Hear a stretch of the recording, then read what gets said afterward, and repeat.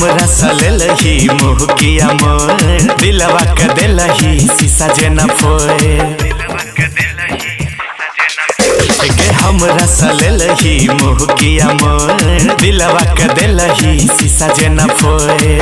कैर का बियाह छौड़ी ससुर रात जे बही गे कैर का बियाह छौड़ी ससुर रात जे बही गे हे गे यारवा के छौड़ी है बेन करली भतरा के तू की है बही गे हे गे यारवा के छौड़ी है बेन करली भतरा के तू की है बही गे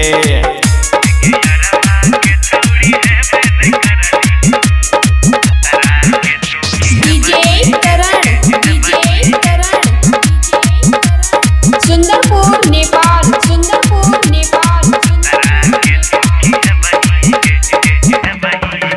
गे 16 बारिश से तो लैछी गे महाजा आयकर संगे कल तो सर के पाजा अब तू बुझबी ही मिलतो जे साजा सैया जे पीट तो पी के गे गाजा गे 16 बारिश से तो लैछी गे महाजा आयकर संगे कल तो सर के पाजा अब तू बुझबी ही मिलतो जे साजा सैया जे पीट तो पी के गे गाजा एही जा सब लुटे ने छही वही जा की लुटे बही गे एही जा सब लुटे ने छही वही जा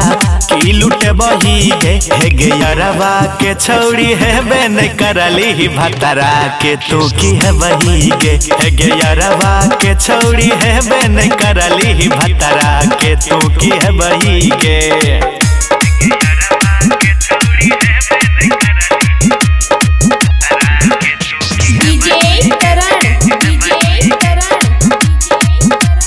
सुंदरपुर नेपाल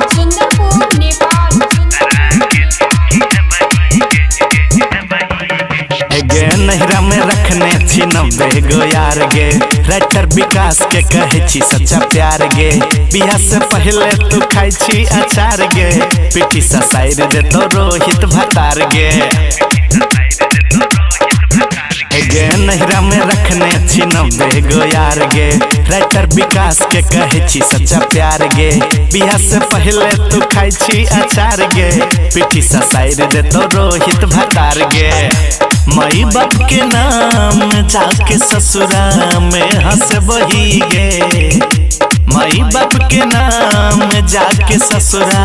में हंस बही गे हे गे यारवा के छौड़ी है बेन करली भतरा के तू की है बही गे हे गे यारवा के छौड़ी है बेन करली भतरा के तू की है बही गे।